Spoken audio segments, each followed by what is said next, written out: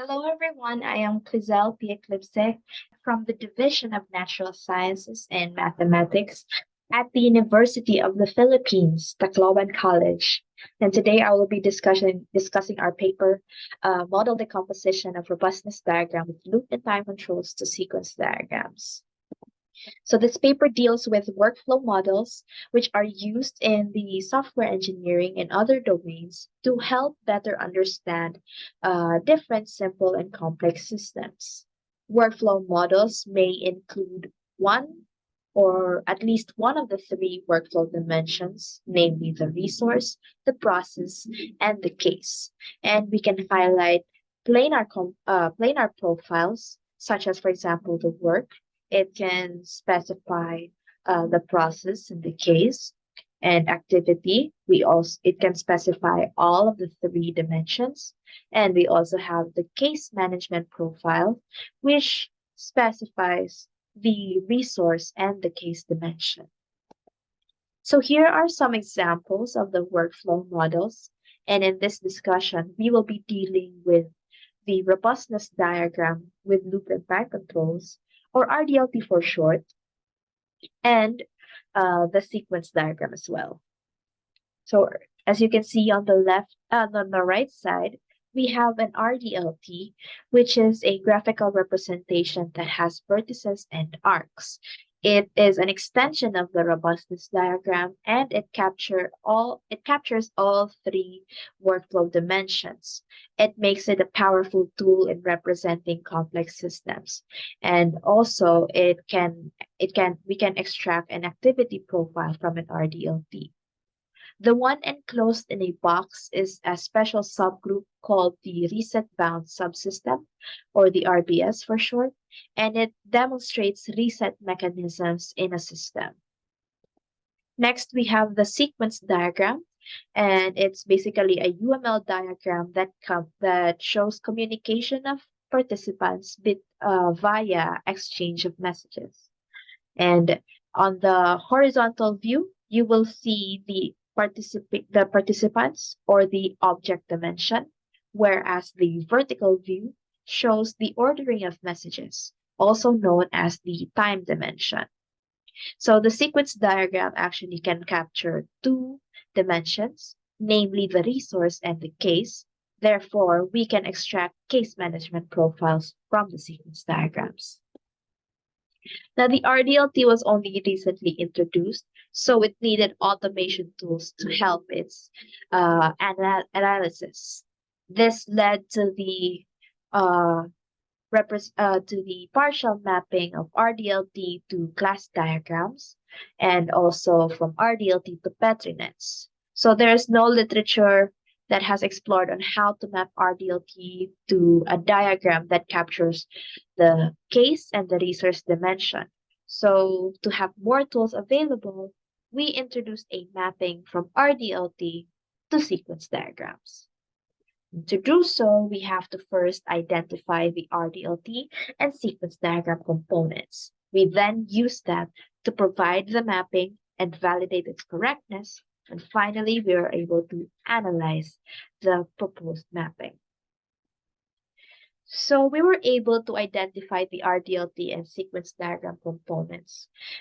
First, we were able to identify the vertex set, which includes the boundary and the entity objects, plus the controller, plus the M attribute of a vertex, which determines the center of an RBS. They are basically mapped in the sequence diagram, such as as participants and messages in the sequence diagrams. So this is an example for that. We were also able to identify the arc set of an RDLT, and we were able to map them to sequence diagram components. We were able to map them as to how and where the messages are being sent. It differs if it is from the object to controller, it differs from the controller to object, it also differs from the controller to another controller, and it also considers the limit, the input requirement constraint, and the parameter constraint, plus the time step an arc is traversed. So the limit, the constraint, and the time are basically the attributes of an arc, and they are also represented in the sequence diagram as well. So this is for the ownership arc from object to controller. Here is for the controller to an object. Here is for the representation of an arc from a controller to another controller. This one is a controller to another controller, but with the same owners. And here is for the limit. And here is for the input requirement constraint. And here is for the parameter constraint. So the identified RDLT component, RDLT and the sequence diagram components are then used in the proposed mapping. And generally, the mapping requires generating 5 sequence diagrams, one for every object with own controllers, 2 for controllers with multiple incoming arcs and has at least one outgoing arc. Third is for the is unconstrained sequence diagram, which considers the C attribute of the arc. Fourth is the update t-value sequence diagram, which considers the t-value of an arc. And finally, the fifth, we have the start sequence diagram, which shows where to begin or where is the source vertex. So let's use this RDLT as an example as we discuss the proposed mapping. So for this RDLT, we have X1 and X2, which are objects that have their own controllers. So X1 owns the controllers that are highlighted in green, while X2 owns those controllers that are highlighted in blue. They both have their own sequence diagrams, but for this presentation, I will not be able to show them because it's too big and unreadable to be fit in this presentation. But you may refer it to the figures 6 and 7 in our paper. So we also have Y5, a controller, but it has multiple incoming arcs and it has at least one outgoing arc heading towards Y3. Therefore, Y5 has also its sequence diagram as well. You may refer to figure 8 in the paper as well. And we have the is unconstrained sequence diagram. The is unconstrained, as mentioned earlier, this is used to check whether the arc is actually constrained or not. And basically, this checks the C attribute of a particular arc. It requires an arc as well as an input. We also have the update t-values sequence diagram. It requires an arc as well, which as an input, and it basically updates the t-values after the traversal of an arc. Finally, we have the start sequence diagram, and as you can see in this example, it references the X1 sequence diagram, meaning X1 is our source vertex. So the RDLT's activity profile and the sequence diagram's case management profiles are used to validate the correctness of the proposed mapping.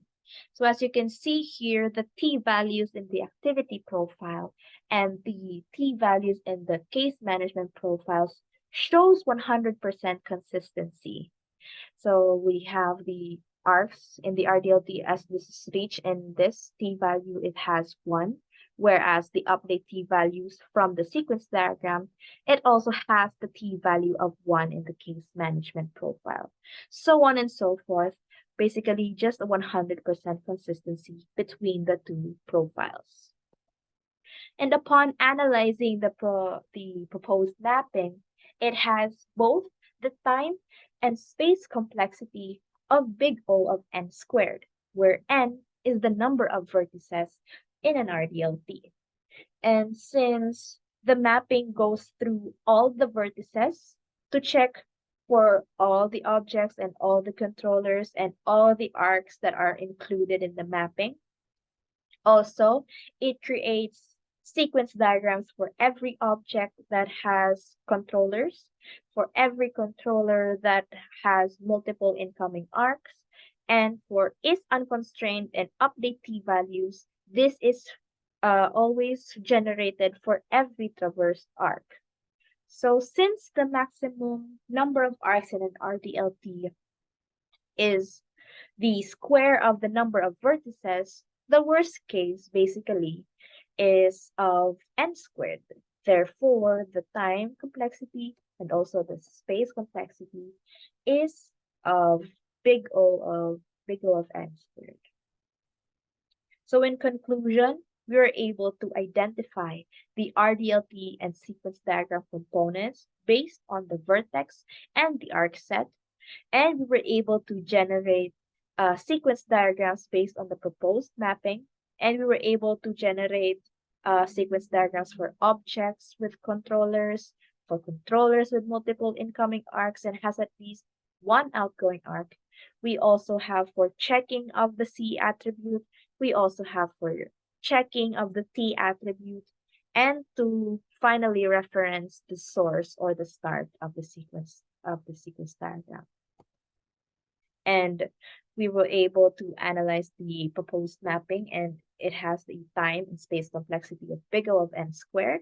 And upon validating the correctness, we notice a 100% consistency between the activity profile and the case management profile.